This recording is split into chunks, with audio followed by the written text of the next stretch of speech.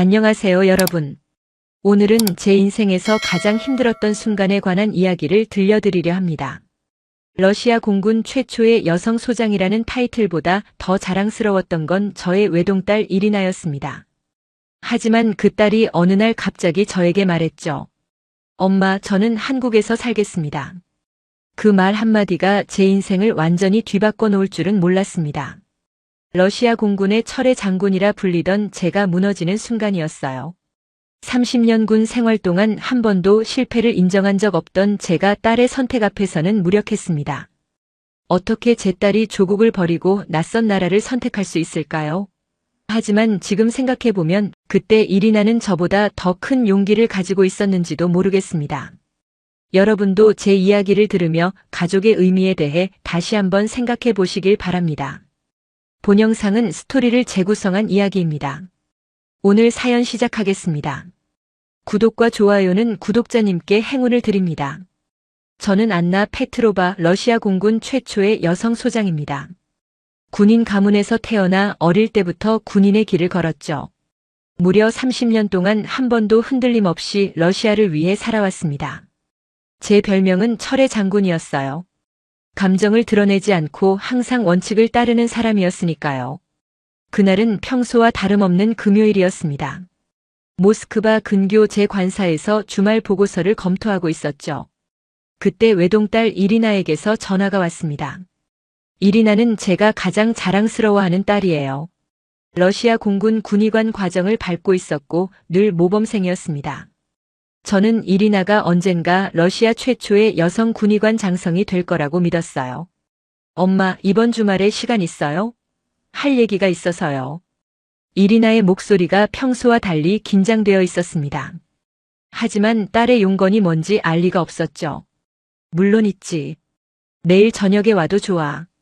다음 날 이리나는 제 관사를 찾아왔습니다. 평소와 달리 조용했고 어딘가 결연한 표정이었어요. 차를 마시며 잠시 일상적인 대화를 나눈 후 이리나가 입을 열었습니다. 엄마, 중요한 얘기가 있어요. 저는 고개를 끄덕였습니다. 어쩌면 군의관 과정에서 어려움이 있나 싶었죠. 저는 한국으로 가기로 했어요. 그곳에서 살 거예요. 순간 제 귀를 의심했습니다. 한국이라고요? 저는 차를 내려놓았어요. 뭐라고? 한국? 무슨 소리야? 이리나는 깊게 숨을 들이쉬고는 말했습니다. 6개월 전부터 서울 대병원에서 일할 기회가 있었어요. 국제진료센터에서요. 이미 모든 서류를 준비했고 다음 달에 출발할 예정이에요. 제 머릿속이 하얘졌습니다. 이리나는 제 허락도 없이, 아니 상의도 없이 이런 큰 결정을 내렸다는 말인가요? 더구나 러시아 군의관 과정을 포기한다고요? 잠깐, 이리나. 내가 지금 무슨 말을 하는 건지 알고 있니? 내 미래는 여기 러시아에 있어. 군의관으로서의 내 경력은 어떻게 되는 거지? 이리나의 눈빛이 흔들렸지만 목소리는 단호했습니다. 저는 결정했어요, 엄마. 군의관이 아니라 그냥 의사로 살고 싶어요. 사람들을 치료하는 의사로요. 저는 자리에서 벌떡 일어났습니다. 30년 군 생활 동안 느껴보지 못한 감정이 치밀어 올랐어요. 배신감, 분노, 실망. 하지만 가장 큰 감정은 두려움이었습니다. 제 딸이, 제가 그토록 소중히 여기던 외동딸이 저를 떠난다는 두려움이었죠. 이리나, 넌 페트로바야. 러시아 군인의 딸이라고. 조국을 위해 복무하는 것이 우리 가문의 전통이야. 이리나는 고개를 저었습니다. 엄마, 저는 제 인생을 살고 싶어요. 제가 원하는 삶을요. 그 순간 제 안에 무언가가 무너져 내렸습니다. 철의 장군이라 불리던 저는 딸 앞에서 무력했어요. 처음으로 통제할 수 없는 상황을 마주한 것이죠. 그날 저녁 우리의 대화는 계속되었습니다.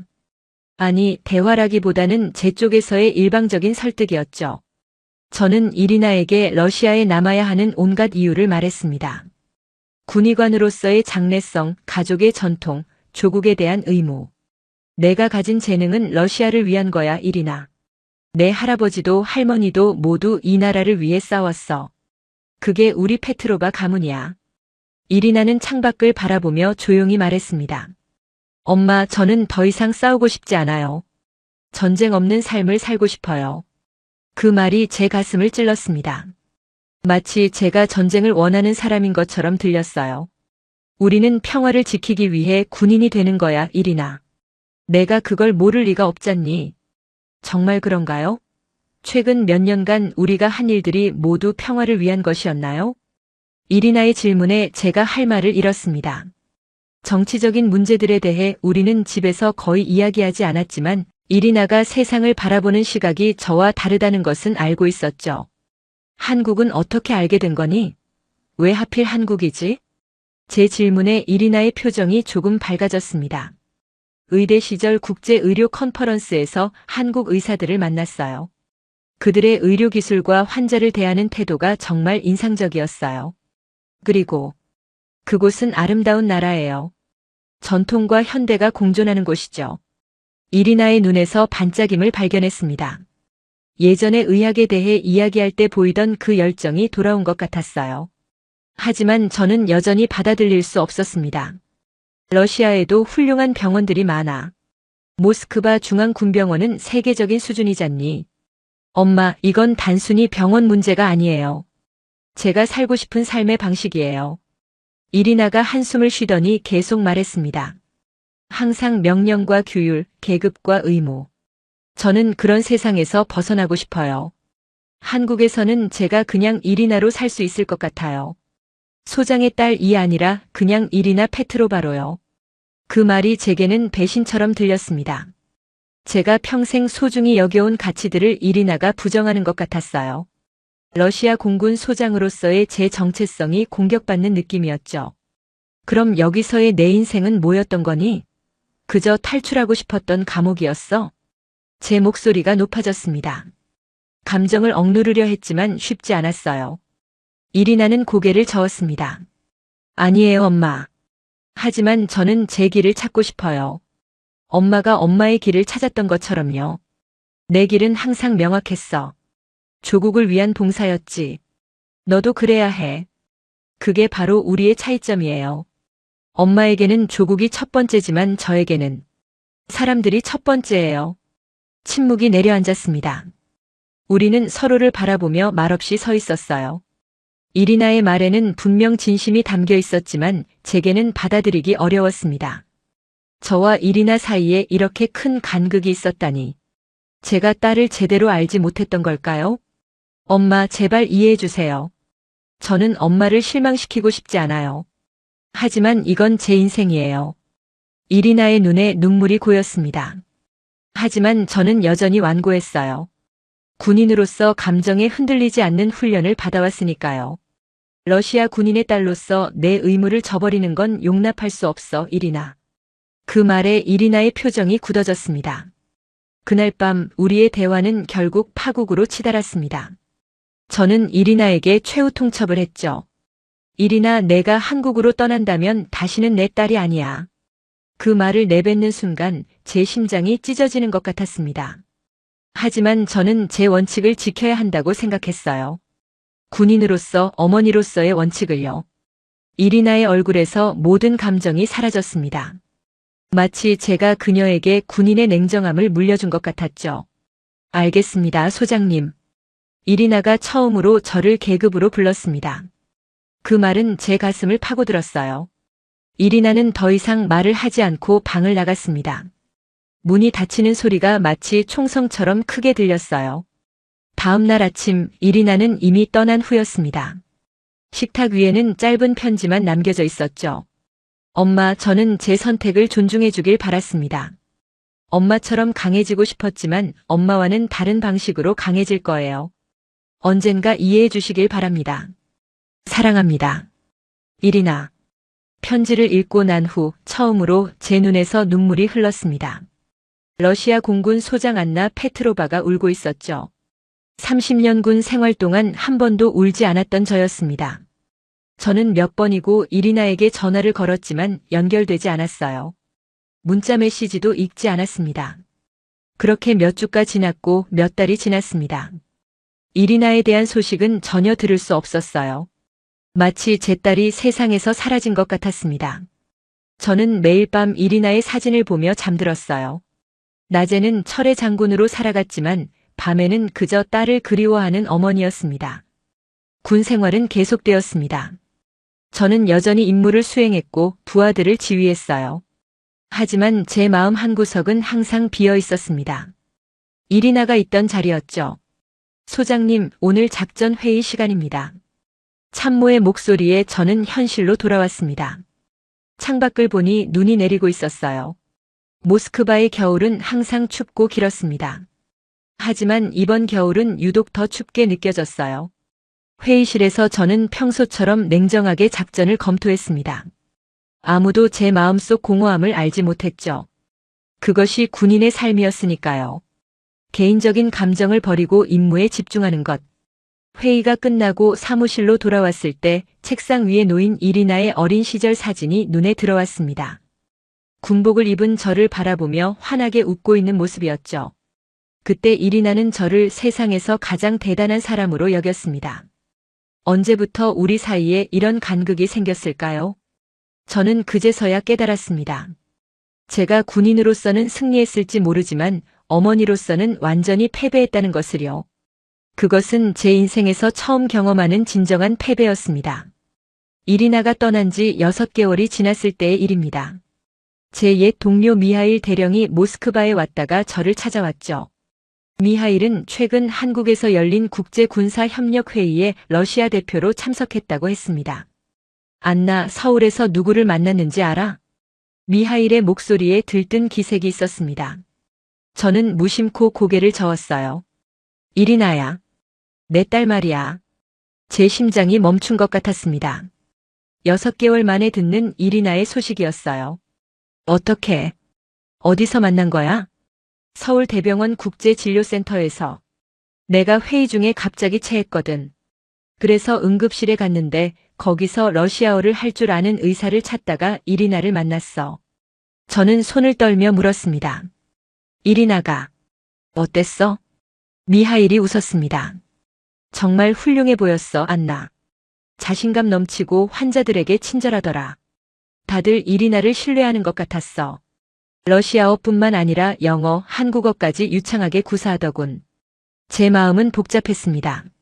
한편으로는 이리나가 잘 지내고 있다는 소식에 안도했지만 다른 한편으로는 그곳에서 행복해 보인다는 사실이 쓰라렸어요. 그리고 안나, 이리나가 곧 결혼한대. 뭐라고? 미하일의 말에 저는 자리에서 벌떡 일어났습니다.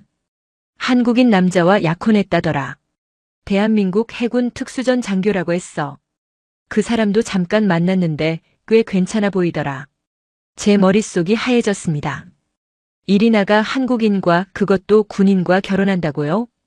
이건 그저 한국에서 일하는 차원을 넘어선 완전한 이별 선언 같았습니다. 이리나가 나에 대해 물어봤니? 제 목소리가 떨렸습니다. 미하일이 잠시 망설이더니 대답했어요. 물어봤어. 내가 어떻게 지내는지, 건강은 어떤지. 그리고 이걸 너에게 전해달라고 했어. 미하일은 주머니에서 작은 봉투를 꺼냈습니다. 이리나의 필체로 엄마에게라고 적혀 있었어요. 나중에 읽어봐, 안나. 이리나는 널 여전히 사랑해. 그냥 자기 길을 가고 있을 뿐이야. 미하일이 떠난 후 저는 오랫동안 봉투를 들고 있었습니다. 열어볼 용기가 나지 않았어요. 결국 그날 밤 저는 봉투를 열었습니다. 안에는 사진 한 장과 짧은 편지가 들어있었어요. 사진은 이리나가 흰 의사 가운을 입고 서울 대병원 앞에서 찍은 것이었습니다. 환하게 웃고 있었어요. 그리고 그 옆에는 한국인 남자가 서 있었습니다. 키가 크고 단정한 모습이었죠. 편지에는 이렇게 적혀 있었습니다. 엄마 잘 지내고 계신가요? 저는 여기서 정말 행복해요. 제가 꿈꿔왔던 의사의 삶을 살고 있어요. 사진 속 남자는 김준호예요. 대한민국 해군 특수전 장교죠. 우리는 내년에 결혼할 예정이에요. 엄마가 와주시면 정말 좋겠어요. 엄마의 딸 이리나. 그 편지를 읽고 나서 저는 밤새 잠을 이루지 못했습니다. 이리나의 선택이 정말 잘못된 것일까요? 그녀가 정말 행복해 보인다면 어쩌면 제가 틀린 것은 아닐까요? 다음 날 아침 저는 결심했습니다. 직접 확인해야겠다고요. 제 눈으로 이리나의 삶을 보고 그 한국인 남자를 만나봐야겠다고 생각했습니다. 30년 군 생활 동안 저는 단 한 번도 장기 휴가를 쓴 적이 없었습니다. 항상 임무가 최우선이었으니까요. 그래서 제가 갑자기 한 달 휴가를 신청했을 때 모두가 놀랐습니다. 소장님, 몸이 불편하신 건가요? 인사과장이 걱정스럽게 물었습니다. 아니, 개인적인 일이 있어서 한국에 다녀올 예정이야. 한국이요? 저는 더 이상의 설명 없이 서류에 서명했습니다. 공적인 이유가 필요했기에 국제군사협력연구라고 적었죠. 하지만 진짜 목적은 이리나를 만나기 위함이었습니다. 휴가 승인이 나고 저는 서둘러 준비했습니다. 여권을 갱신하고 비자를 신청하고 한국에 대한 정보를 수집했어요. 이상하게도 군사작전을 준비하는 것처럼 느껴졌습니다. 하지만 이번엔 제가 정찰하러 가는 것이 아니라 딸의 세계를 이해하러 가는 것이었죠. 출발 전날 밤 저는 이리나의 사진을 보며 생각했습니다. 내가 지금 올바른 결정을 하고 있는 걸까? 이리나를 만나면 우리 관계가 회복될 수 있을까? 불안함과 기대감이 교차했어요. 모스크바 공항에 도착했을 때 처음으로 민간인 옷차림을 한 제 모습이 낯설게 느껴졌습니다. 항상 군복을 입고 있던 저였으니까요. 거울에 비친 제 모습은 그저 평범한 중년 여성이었습니다. 이게 진짜 안나 페트로바일까? 비행기에 탑승하기 전 저는 마지막으로 이리나에게 문자를 보냈습니다. 이리나, 나 한국으로 가고 있어. 만나자. 응답을 기다리지 않고 비행기에 올랐습니다. 이리나가 만나주지 않을까봐 두려웠기 때문이죠. 하지만 제가 할 수 있는 일은 이것뿐이었습니다. 철의 장군 안나 페트로바가 딸을 찾아 낯선 나라로 떠나는 것. 비행기 안에서 저는 한국어 기초를 배우는 앱을 다운로드했습니다. 안녕하세요. 감사합니다. 죄송합니다. 기본적인 인사말을 연습했어요. 이상하게도 이 낯선 언어를 배우는 것이 저를 이리나에게 조금 더 가깝게 해주는 것 같았습니다. 비행 중에 창밖을 내다보며 생각했습니다. 제가 젊었을 때는 세계가 그저 적과 아군으로 나뉘어 있었죠. 하지만 이제는 모든 것이 복잡해졌습니다.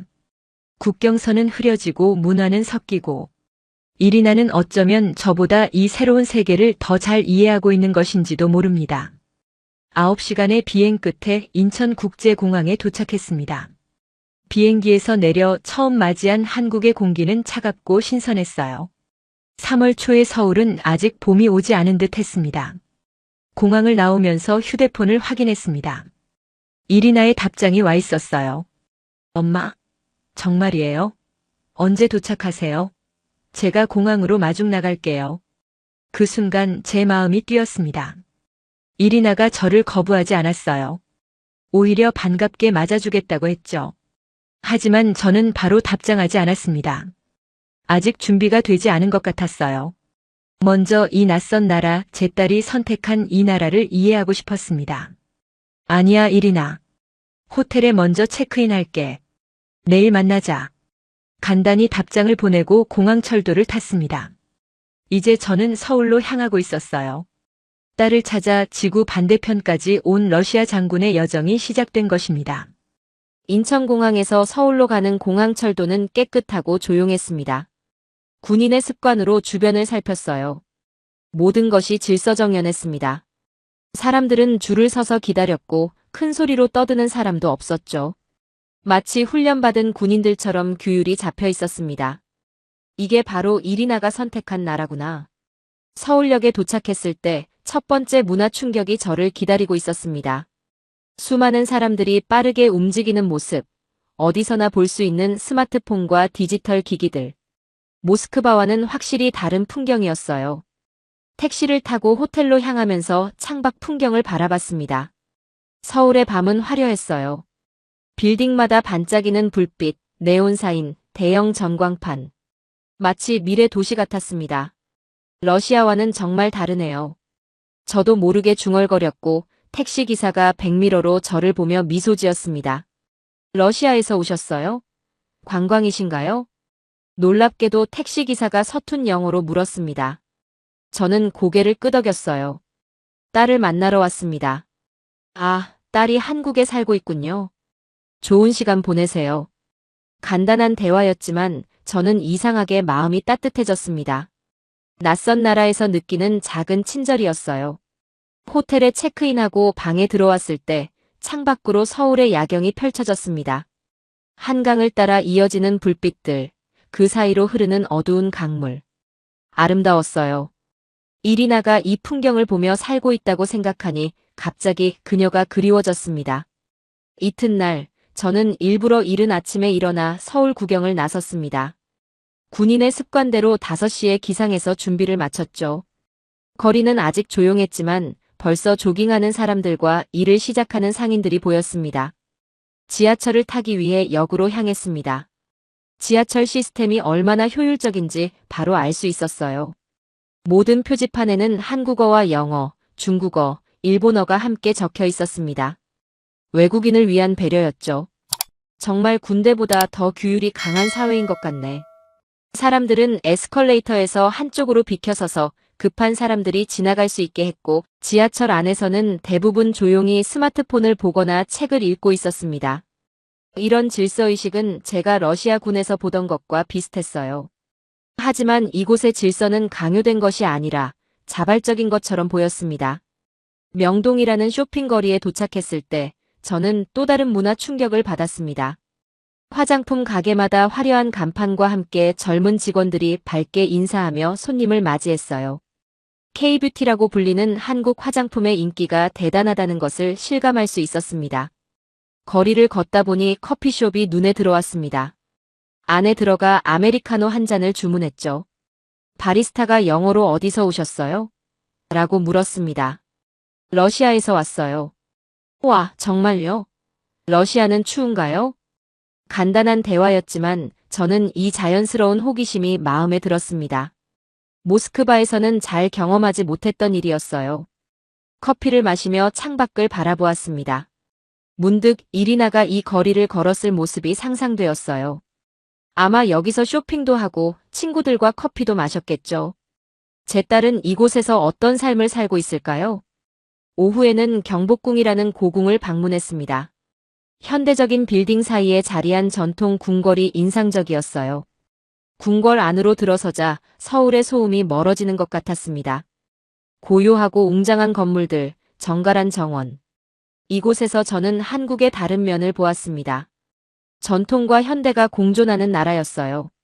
궁궐을 나와 청와대 방향으로 걷고 있을 때 갑자기 경비행기 한 대가 낮게 지나갔습니다. 군인의 본능으로 저는 경계했지만 주변 사람들은 아무렇지 않게 지나갔어요. 나중에 알고 보니 그것은 KF-22 전투기로 한국 공군이 개발한 신형 전투기였습니다. 제 전문 분야였죠. 이렇게 도심 가까이에서 군사훈련이 이루어진다는 사실이 놀라웠습니다. 해가 저물기 시작할 무렵, 저는 남산타워가 있는 남산공원으로 향했습니다. 케이블카를 타고 올라가면서 서울 전체를 내려다보았어요. 빌딩 숲 사이로 한강이 유유히 흐르고 산들이 도시를 감싸고 있었습니다. 아름다운 풍경이었어요. 타워 전망대에서 서울의 야경을 바라보며 생각했습니다. 이리나가 이 도시를 사랑하는 이유를 조금은 이해할 것 같아. 모든 것이 효율적이고 깨끗하고 안전해 보였습니다. 러시아 군대에서 30년을 보낸 저로서는 이 질서정연함이 마음에 들었어요. 호텔로 돌아오는 길에 제 휴대폰이 울렸습니다. 이리나였어요. 엄마, 내일 어디서 만날까요? 제가 살고 있는 아파트로 오시겠어요? 잠시 망설였지만 결국 동의했습니다. 그래, 주소를 알려줘. 강남구 압구정동이에요. 내일 오전 11시에 뵐게요. 전화를 끊고 저는 깊은 숨을 내쉬었습니다. 내일이면 1년 만에 이리나를 만나게 될 것입니다. 제 마음은 기대와 불안으로 가득 찼어요. 과연 이리나는 어떻게 변해 있을까요? 우리의 만남은 어떻게 될까요? 호텔 방으로 돌아와 창밖의 서울 야경을 바라보며 생각했습니다. 이리나, 내가 선택한 이 나라. 이제 조금은 이해할 것 같구나. 다음 날 아침, 저는 평소보다 더 오래 준비했습니다. 무엇을 입을지, 어떤 말을 먼저 해야 할지. 마치 중요한 임무를 앞둔 것처럼 긴장되었어요. 결국 가장 편안한 옷을 선택했습니다. 군복이 아닌 평범한 블라우스와 바지였죠. 이리나가 알려준 주소로 택시를 탔습니다. 강남구 압구정동은 서울에서도 부유한 지역이라고 택시기사가 말해주었어요. 이리나가 어떻게 이런 곳에서 살 수 있는지 궁금했습니다. 고급 아파트 단지 앞에 도착했을 때 저는 잠시 망설였습니다. 정말 이곳이 맞나 싶었어요. 건물은 현대적이고 세련되었으며 경비원이 24시간 지키고 있었습니다. 러시아에서는 고위 공직자나 부유층이 사는 곳 같았죠. 로비에서 이리나의 이름을 말하자 경비원이 친절하게 안내해 주었습니다. 엘리베이터를 타고 12층으로 올라가면서 제 심장은 더 빠르게 뛰었어요. 이리나를 마지막으로 본 게 1년 전이었습니다. 그때 우리는 서로에게 상처 주는 말을 했죠. 과연 그 상처가 아물었을까요? 1207호 앞에 서서 저는 깊게 숨을 들이마셨습니다. 그리고 문을 두드렸어요. 문이 열리고 이리나가 서 있었습니다. 1년 만에 보는 제 딸은 완전히 달라져 있었어요. 더 성숙해 보였고 자신감이 넘쳤습니다. 군의관 시절의 긴장된 표정 대신 편안한 미소를 짓고 있었죠. 흰 의사 가운이 아닌 세련된 캐주얼 옷을 입고 있었어요. 엄마. 이리나의 목소리가 떨렸습니다. 우리는 잠시 서로를 바라보기만 했어요. 그리고 이리나가 먼저 저를 안았습니다. 들어와요, 엄마. 이리나의 아파트는 깔끔하고 모던했습니다. 큰 창문으로 서울의 전경이 보였어요. 벽에는 한국 풍경 사진들과 함께 러시아 모스크바의 사진도 걸려 있었습니다. 이리나는 고향을 완전히 잊지 않은 것 같았어요. 차 마실래요? 아니면 커피? 차로 부탁할게. 이리나가 주방으로 가서 차를 준비하는 동안 저는 거실을 둘러보았습니다. 책장에는 의학 서적들이 가득했어요. 러시아어, 영어, 한국어로 된 책들이 섞여 있었습니다. 테이블 위에는 이리나의 의사 면허증이 액자에 들어 있었어요. 서울대병원 국제진료센터 이리나 페트로바 의사라고 쓰여 있었습니다. 여기서 잘 지내고 있구나. 이리나가 차를 들고 와서 테이블에 놓았습니다. 네, 정말 좋아요. 처음에는 적응하기 힘들었지만 지금은 정말 행복해요. 우리는 잠시 침묵 속에서 차를 마셨습니다. 어색한 침묵이었지만 1년 전의 차가운 이별을 생각하면 이 정도는 자연스러웠죠. 이곳에서의 생활은 어때? 의사로서. 러시아와 다른 점이 많니? 제가 먼저 대화를 시작했습니다. 이리나의 눈이 반짝였습니다. 제가 그녀의 직업에 관심을 보이자 기뻐하는 것 같았어요. 정말 많이 달라요. 여기서는 환자가 중심이에요. 군병원에서는 계급이 가장 중요했지만 여기서는 환자의 상태와 필요가 최우선이죠. 그리고 의료기술도 정말 발전되어 있어요. 이리나는 자신의 일에 대해 열정적으로 이야기했습니다. 국제진료센터에서 러시아어를 할 줄 아는 의사로서 러시아 환자들을 많이 돌본다고 했어요. 때로는 러시아 대사관 직원들도 진료한다고 했습니다. 여기서는 안나의 딸이 아니라 그냥 이리나로 인정받고 있어요. 제 실력으로요. 그 말이 제 가슴을 찔렀습니다. 이리나는 러시아에서 항상 소장의 딸로 불렸죠. 그 타이틀이 그녀에게 부담이었을까요? 그럼 여기서 내 미래를 계획하고 있는 거니? 제 질문에 이리나가 잠시 망설였습니다. 네, 엄마. 저는 여기 정착할 계획이에요. 병원에서도 저를 필요로 하고 한국 생활도 정말 좋고. 그리고 이리나가 손가락을 들어 보였습니다. 반지가 반짝였어요. 그리고 저는 곧 결혼합니다. 제 심장이 무거워졌습니다. 이미 알고 있던 사실이었지만 이리나의 입에서 직접 듣는 것은 다른 느낌이었어요. 그 사람에 대해 더 이야기해 줄래? 이리나의 표정이 밝아졌습니다. 김준호예요. 대한민국 해군 특수전 장교죠. 어떻게 만났냐면 제가 병원에서 부상당한 해군 장병들을 치료하던 중에 만났어요. 준호는 부상당한 동료를 방문했다가 저와 이야기하게 되었죠. 군인이라. 그래도 내가 군인과의 삶을 피하려고 한국에 온 줄 알았는데. 제 말에 이리나가 웃었습니다. 아이러니하죠? 하지만 준호는 달라요. 그는 자신의 임무에 충실하면서도 군인으로서의 삶과 개인적인 삶의 균형을 잘 맞추고 있어요. 그리고 무엇보다 그는 저를 존중해요. 제 선택을, 제 직업을요. 이리나의 눈에서 사랑의 빛을 볼 수 있었습니다. 제 딸은 정말 행복해 보였어요. 준호를 만나보고 싶구나. 제 말에 이리나가 환하게 웃었습니다. 정말요? 오늘 저녁에 만날 수 있어요. 준호가 정말 엄마를 만나고 싶어 했거든요. 그날 오후 이리나는 저를 서울 구경시켜 주었습니다. 병원에서 반차를 내고 나온 것이었죠. 우리는 이리나가 자주 가는 카페, 한강공원, 그리고 그녀가 일하는 서울대병원도 방문했습니다. 병원 로비에서 이리나가 흰 의사 가운을 입은 모습을 보았을 때 저는 가슴이 뭉클했습니다. 러시아 군복 대신 흰 가운을 입은 제 딸은 정말 당당해 보였어요. 환자들과 동료 의사들이 이리나에게 보이는 존경심도 느낄 수 있었습니다. 이리나 선생님, 이분이 어머니신가요?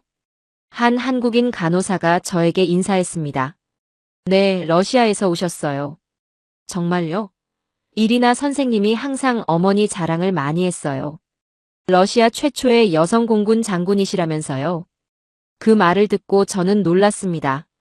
이리나가 저를 자랑했다고요? 우리가 서로 연락이 끊긴 상태에서도 이리나는 저를 자랑스러워했던 걸까요? 병원을 나오면서 이리나에게 물었습니다.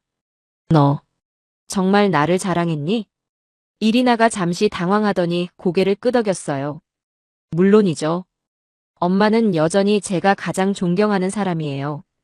우리가 다투었다고 해서 그게 변하지는 않았어요. 그 말에 제 눈에 눈물이 고였습니다. 저는 이리나가 저를 원망할 거라고 생각했는데 여전히 존경하고 있었다니. 제가 얼마나 큰 착각을 하고 있었는지 깨달았어요. 저녁이 되자 우리는 한강이 보이는 레스토랑으로 향했습니다. 김준호가 우리를 기다리고 있었어요. 레스토랑에 도착하자 김준호가 우리를 맞이했습니다. 그는 180cm가 넘는 키에 단단한 체격을 가진 남자였어요. 군인다운 자세였지만 얼굴은 부드러운 미소를 띠고 있었습니다. 안녕하세요, 장모님. 만나 뵙게 되어 영광입니다. 김준호는 유창한 영어로 인사했고 러시아어로 즈드라스 부이치에라고도 말했습니다. 기본적인 러시아어 인사말을 배운 것 같았어요. 저는 그를 자세히 살폈습니다. 군인의 눈으로 보니 그는 훈련이 잘 된 군인임이 분명했어요. 자세와 눈빛에서 규율과 의무감이 느껴졌습니다. 하지만 이리나를 바라보는 그의 눈에는 깊은 사랑이 담겨 있었죠. 김준호 씨, 만나서 반갑습니다. 우리는 테이블에 앉았고 한국식 식사가 나왔습니다. 다양한 반찬들과 함께 불고기라는 한국 요리였어요. 한국 음식은 어떠세요, 장모님? 김준호가 물었습니다. 맛있네요. 러시아 음식보다 향신료가 더 다양한 것 같아요. 대화는 자연스럽게 흘러갔습니다. 김준호는 자신의 군 경력에 대해 이야기했어요. 그는 대한민국 해군 특수전 부대 소속으로 해외 파병 경험도 있다고 했습니다. 이리나의 어머니가 러시아 공군 소장이라고 들었습니다. 정말 대단하신 것 같아요. 그렇게 생각하나요? 당신은 군인으로서 여성 장군에 대해 어떻게 생각하시나요? 저는 그의 진심을 알고 싶었습니다. 김준호는 잠시 생각하더니 진지하게 대답했어요. 군인으로서의 능력은 성별과 관계없다고 생각합니다. 중요한 것은 리더십, 전략적 사고, 그리고 부하들에 대한 책임감이죠. 장모님께서는 그 모든 것을 갖추셨기에 소장까지 오르신 거라고 생각합니다. 그의 대답이 마음에 들었습니다. 진심이 느껴졌어요. 그런데 당신은 러시아인과 결혼하는 것에 대해 어떻게 생각하나요? 한국과 러시아는 완전히 다른 문화를 가진 나라인데요. 김준호가 미소 지었습니다. 사실 러시아와 한국은 생각보다 닮은 점이 많습니다. 두 나라 모두 강대국 사이에서 자신의 정체성을 지키며 살아남아야 했으니까요. 그리고 가족의 중요성, 교육에 대한 열정, 문화적 자부심. 공통점이 많죠. 그의 말에 저는 고개를 끄덕였습니다. 생각해보니 그의 말이 맞았어요. 그리고 무엇보다 저는 이리나를 사랑합니다. 그녀의 배경, 국적은 중요하지 않아요. 이리나라는 사람 자체를 사랑하니까요. 김준호가 이리나의 손을 잡았고 이리나는 행복한 미소를 지었습니다. 그들의 사랑이 진실됨을 느낄 수 있었어요. 결혼은 언제 할 예정인가요? 제가 물었습니다. 다음 달이요, 엄마. 작은 결혼식을 계획하고 있어요. 준호의 가족과 몇몇 친구들만 초대할 거예요. 엄마가 와주셨으면 해요. 이리나의 말에 저는 잠시 생각에 잠겼습니다. 제 딸이 타국 군인과 결혼한다. 1년 전에 저라면 절대 받아들일 수 없었을 상황이었죠. 하지만 지금의 저는 이리나의 행복을 보았습니다. 그리고 김준호라는 사람도 만났고요. 물론이지, 이리나. 내 결혼식에 꼭 참석할게. 제 대답에 이리나의 눈에 눈물이 고였습니다. 김준호도 기쁜 표정이었어요. 저녁 식사를 마치고 김준호는 자리를 비워주겠다며 먼저 일어났습니다. 이리나와 저에게 대화할 시간을 주려는 배려였죠. 이리나, 김준호는 좋은 사람 같구나. 이리나가 밝게 웃었습니다. 그래요, 엄마. 준호는 정말 좋은 사람이에요. 그는 저를 항상 존중해요. 그리고 그는 엄마를 많이 닮았어요. 나를. 어떤 면에서? 의무감, 책임감, 그리고 내면의 따뜻함이요. 겉으로는 강해 보이지만 속은 따뜻한 사람이죠. 엄마처럼요. 그 말을 듣고 저는 웃었습니다. 결국 이리나는 저와 비슷한 사람을 선택한 것이군요.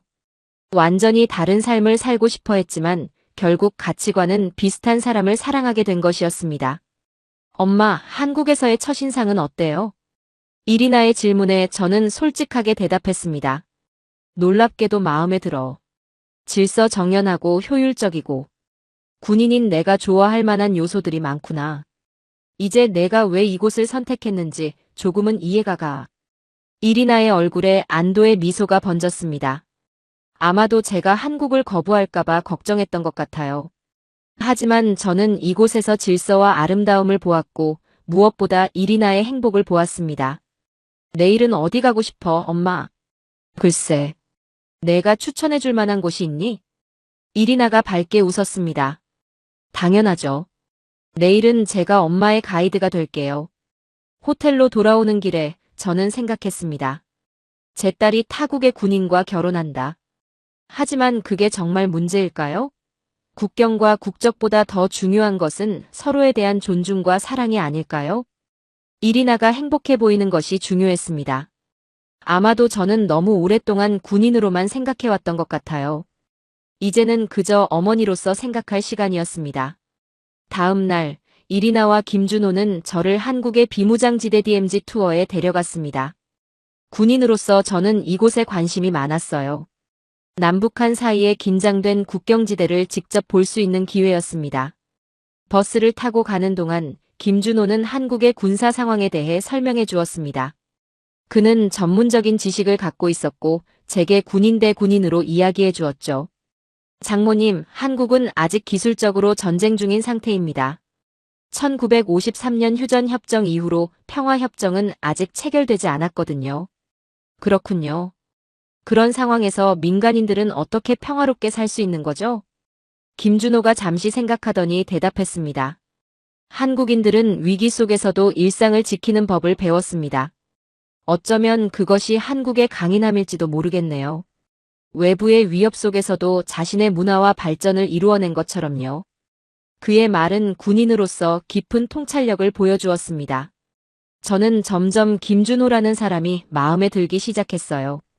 DMZ에 도착했을 때 우리는 한국군 병사들의 안내를 받았습니다. 그들은 김준호를 알아보고 경례를 했어요. 아마도 그는 이곳에서도 존경받는 장교인 것 같았습니다. 경계선을 내려다보면서 김준호가 조용히 말했습니다. 저는 이런 분단이 언젠가는 끝나길 바랍니다. 그래서 저희 아이들은 평화로운 한반도에서 살 수 있게요. 아이들이요? 제가 물었고 김준호는 살짝 당황하더니 웃었습니다. 아, 미래예요. 이리나와 저는 아이를 갖고 싶어 합니다. 언젠가는요. 그 말을 듣고 저는 문득 할머니가 될 수도 있다는 생각이 들었습니다. 러시아와 한국의 피가 섞인 아이. 생각만 해도 가슴이 따뜻해졌어요. 점심 식사 후 김준호는 저에게 한국의 국방 시스템에 대해 더 자세히 설명해 주었습니다. 특히 K9 자주포와 같은 한국의 방산 기술에 대해 이야기했죠. 군사 전문가로서 저는 그의 설명에 깊은 관심을 가졌습니다. 한국은 작은 나라지만 방위 산업은 세계적인 수준입니다. K9 자주포는 이미 여러 나라에 수출되고 있고 KF-22 전투기 개발도 성공적으로 진행 중이죠. 김준호의 전문적인 설명을 들으면서 저는 그가 단순한 전투 장교가 아니라 전략적 사고를 가진 군인이라는 것을 알 수 있었습니다. 그는 제가 러시아 공군에서 했던 일에도 많은 관심을 보였어요. 장모님께서는 러시아 공군에서 어떤 임무를 맡으셨나요? 저는 처음으로 군 생활에 대해 자세히 이야기했습니다. 30년 동안 어떻게 여성으로서 남성 중심의 군대에서 성공할 수 있었는지, 어떤 어려움이 있었는지.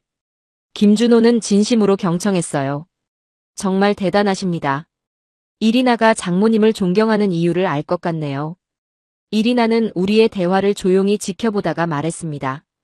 두 분이 이렇게 잘 통하실 줄 알았어요. 두 분 다 제가 가장 사랑하는 사람들이니까요. 그날 저녁 김준호는 저녁 근무가 있다며 먼저 자리를 떴습니다. 임무가 부르면 언제든 달려가야 하는 것, 그것이 군인의 삶이었죠. 저는 그것을 너무나 잘 이해했습니다. 이리나와 단둘이 남았을 때 저는 솔직하게 말했습니다. 김준호는 좋은 사람 같구나. 내가 행복하다면 나도 너의 선택을 존중할게. 이리나의 눈에 눈물이 고였습니다. 우리 사이의 얼음이 조금씩 녹아내리고 있었어요. 그날 밤 호텔로 돌아오면서 저는 생각했습니다. 어쩌면 이리나의 선택이 틀린 것이 아니었을지도 모릅니다. 그녀는 자신만의 방식으로 강한 사람이 되어가고 있었고 자신의 삶을 스스로 개척하고 있었어요. 그리고 김준호. 그는 제가 딸의 남편으로 바랄 수 있는 모든 것을 갖추고 있었습니다. 용기, 책임감, 그리고 이리나에 대한 깊은 존중. 창밖으로 서울의 밤 풍경을 바라보며 처음으로 마음의 평화를 느꼈습니다. 이리나는 괜찮을 거예요. 그녀는 자신의 길을 찾았고 그 길에서 행복해 보였습니다. 어머니로서 그것보다 더 중요한 것이 있을까요? 한국 방문 닷새째 되는 날, 저는 이상한 전화를 받았습니다. 러시아어로 말하는 낯익은 목소리였어요. 안나, 정말 너구나. 서울에 왔다고 들었어. 그것은 제 옛 동료 블라디미르 대령의 목소리였습니다. 그는 제가 러시아 공군 학교에서 함께 훈련받았던 친구였죠. 블라디미르, 너도 서울에 있어? 그래, 한국방산 기업 자문으로 와 있어. 오늘 저녁에 시간 있니? 함께 식사하면 좋겠는데. 저는 잠시 망설였지만 결국 동의했습니다. 블라디미르와는 오랜 친구였고 그가 어떻게 한국에 있는지 궁금했어요.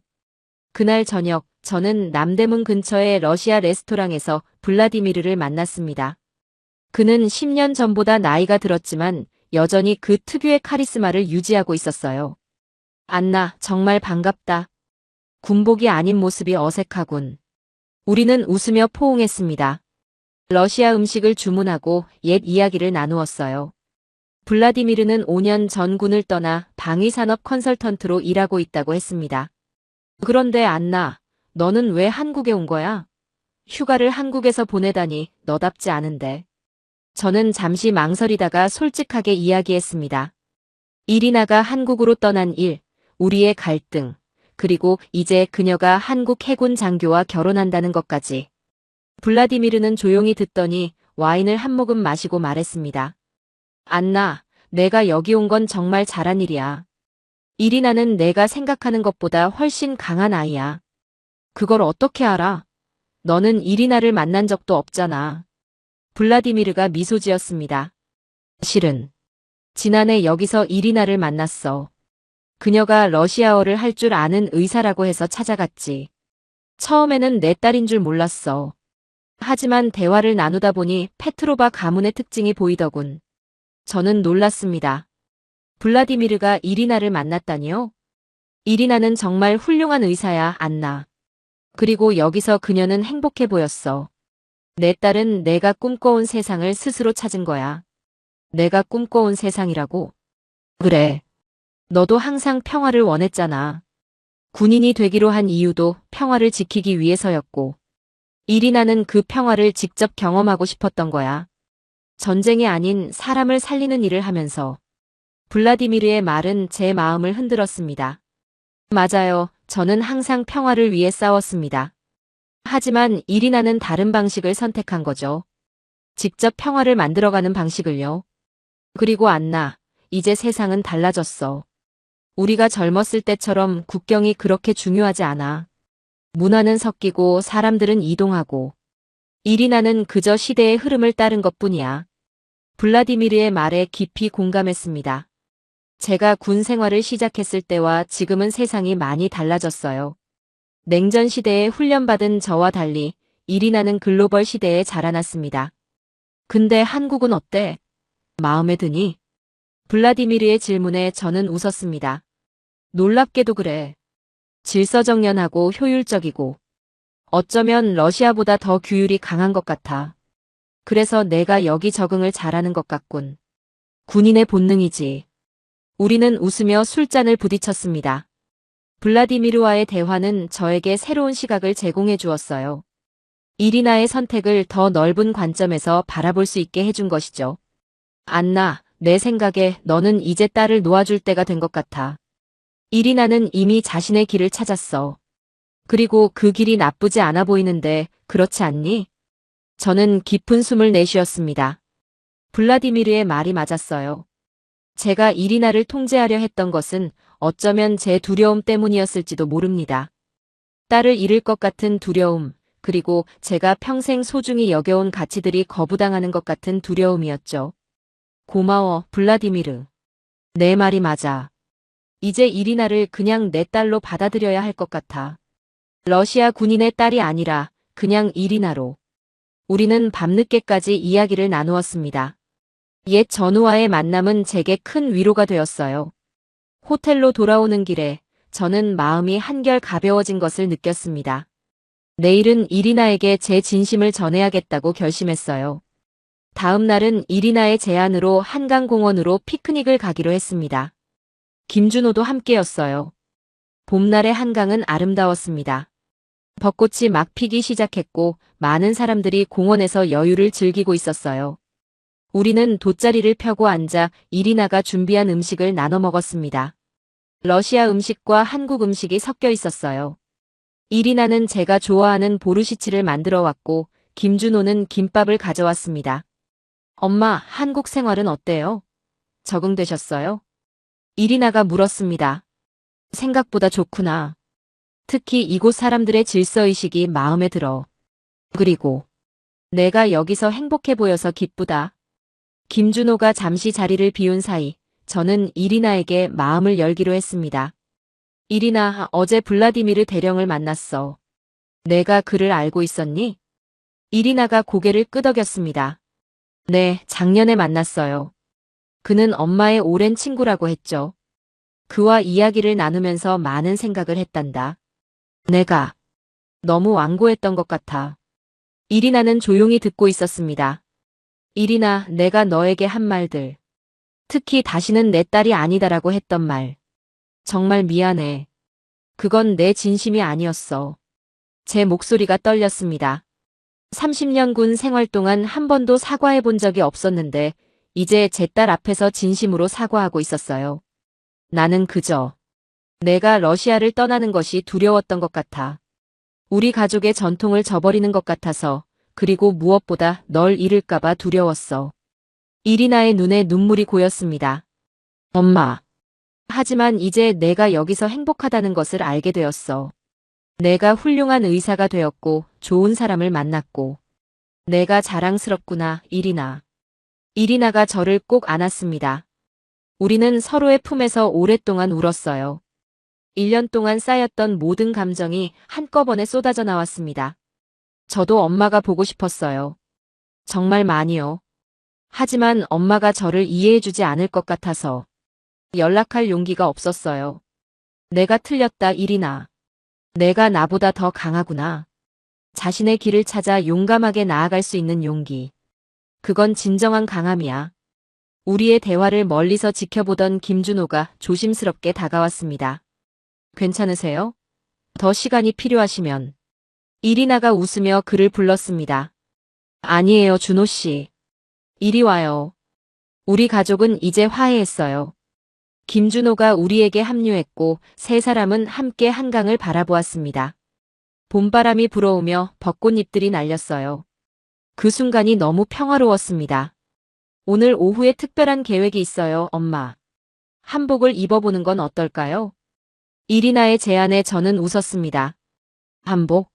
한국 전통 의상 말이니? 네, 정말 아름다워요.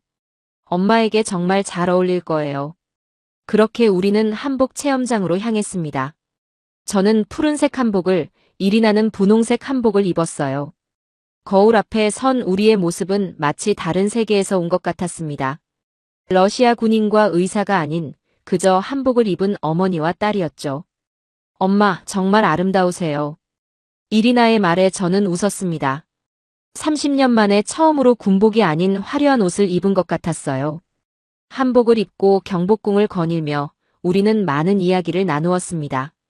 이리나의 의대 시절 이야기, 제군 생활 이야기, 그리고 미래에 대한 이야기까지. 엄마, 저는 여기서 정착할 계획이에요. 하지만 자주 러시아에 갈 거예요. 그리고 엄마도 자주 한국에 오셨으면 좋겠어요. 그래, 이리나. 앞으로는 더 자주 만나자. 그리고 내가 행복하다면 그것으로 충분해. 해가 저물어갈 무렵 우리는 한복을 벗고 남산타워로 향했습니다. 서울의 야경을 바라보며 이리나가 말했습니다. 엄마, 이제는 제가 엄마를 지킬게요. 엄마가 저를 항상 지켜주셨던 것처럼요. 그 말에 제 눈에 눈물이 고였습니다. 어린 시절에 이리나가 커서 엄마처럼 되고 싶어요라고 말했던 기억이 떠올랐어요. 그때는 그게 군인이 되는 것을 의미한다고 생각했지만 이제 보니 그것은 강한 사람이 되는 것을 의미했나 봅니다. 그리고 이리나는 자신만의 방식으로 정말 강한 사람이 되었어요. 이리나, 내가 자랑스럽구나. 정말로. 우리는 서로를 꼭 안았습니다. 그 순간 모든 국경과 문화적 차이, 과거의 상처가 사라진 것 같았어요. 그저 서로를 사랑하는 어머니와 딸만 남았습니다. 한국에서의 마지막 날, 저는 이리나와 김준호의 아파트에서 작별 인사를 나누었습니다. 제 비행기는 오후에 출발할 예정이었어요. 정말 가야 하나요, 엄마? 좀 더 계시면 안 될까요? 이리나가 아쉬워했습니다. 군대로 돌아가야 해, 이리나. 하지만 걱정 마. 너희 결혼식에 다시 올 거야. 그리고 그때는 더 오래 머물 수 있을 거야. 김준호가 제게 정중하게 인사했습니다. 장모님, 이번 방문 정말 감사드립니다. 저희에게 큰 의미가 있었어요. 저는 잠시 생각하다가 가방에서 작은 상자를 꺼냈습니다. 그 안에는 제가 러시아 공군에서 받은 훈장들이 들어있었어요. 이리나, 김준호, 이건 내가 30년 군 생활 동안 받은 훈장들이야. 내게는 매우 소중한 것들이지만 이제 너희에게 주고 싶어. 이리나와 김준호는 놀란 표정이었습니다. 엄마, 이건 엄마의 자부심인데.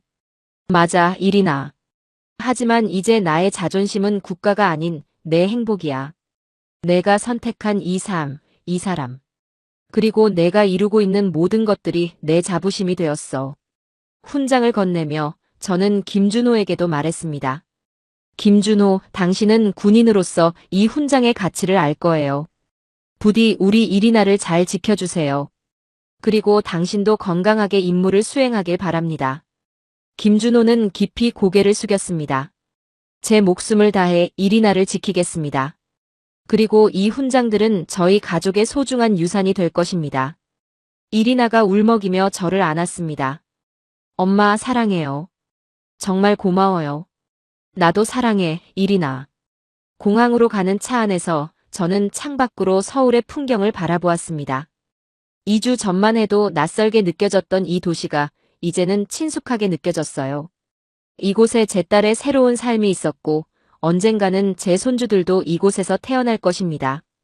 인천공항에 도착해서 이리나와 김준호는 제가 출국장에 들어갈 때까지 배웅해 주었습니다. 마지막 포옹을 하며 이리나가 귓속말로 말했습니다.